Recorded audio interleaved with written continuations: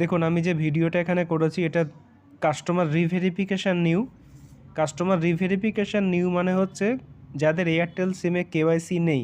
ধরুন অনেকে SIM use করছেন 10 বছর 15 বছর ইউজ করে যাচ্ছেন, কিন্তু ফট করে একদিন দেখলেন আপনাকে কোম্পানি মেসেজ করলো যে ফোনটা কেওয়াইসি করতে হবে। কোম্পানি মেসেজ করে না, কিন্তু হট করে দেখবেন সিমের টাওয়ার চলে গেল, আপনি স্টোরে গেলেন, তখন তারা বলল যে এটাকে রিভেরিফিকেশান মানে হচ্ছে আপনার সাথে এটা কেওয়াইসি করতে হবে। সিমটা নিয়েছিলেন, কেওয়াইসি নেই, কেওয়াইসি না করলে কিন্তু যে কোনো সিম বন্ধ হয়ে যেতে পারে।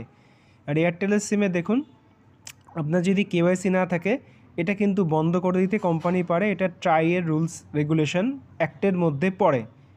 তাই বলছি যাদের সিম পুরনো হয়ে গেছে কেওয়াইসি করেননি একবার কিন্তু কেওয়াইসি গিয়ে করে নেবেন, তাতে সিমটা বন্ধ হবে না, চলবে, কোনো অসুবিধে হয় না।